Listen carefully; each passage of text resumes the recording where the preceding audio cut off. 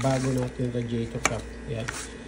So, itong radiator cap na to guys is may pressure to. Ayan. Lumulubog. Pagka pagka mainit na-reach nyo na yung maximum temperature ng coolant, ngayon, magre-release to ng